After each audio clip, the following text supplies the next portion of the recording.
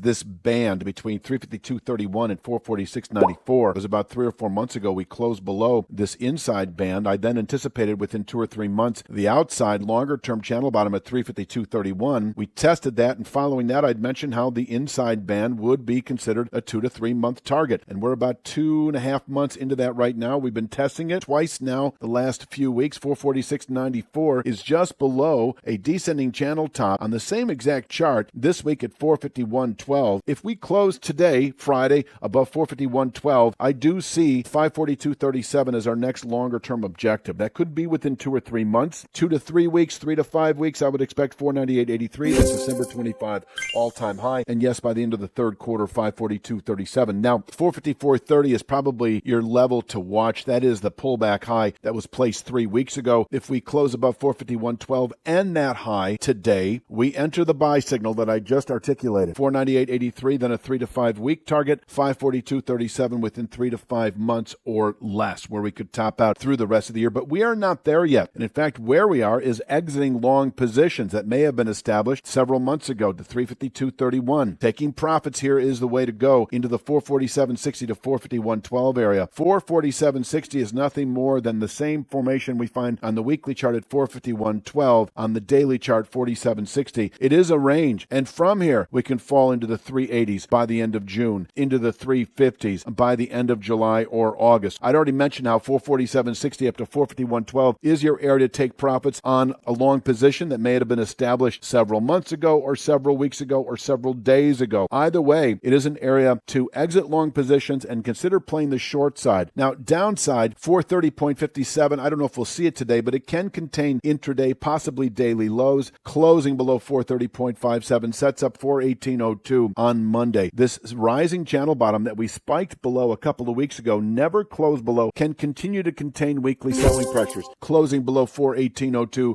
over the next week or two does indicate a good June high. And under that scenario, I would expect bearish continuation into the 380s within 2 to 3 weeks of closing below 418.02. In terms of the day itself, it is ping pong really between 447.60 resistance and 430.57 support. Closing below 430.57, expect 418.02 Monday, Tuesday of next week, where we could bottom out through the rest of the week and round up again into the 440s. Closing today above 451.12, and I would like to add 454.30 to the mix. That is that high from a few weeks ago. Does set up bullish continuation by the end of June to 498.83, and by the end of the third quarter into the low 540s. Please click like, share, subscribe. Check out wickedstocks.com. If you take advantage of our 2-week free trial, you'll also get 50% off your first month subscription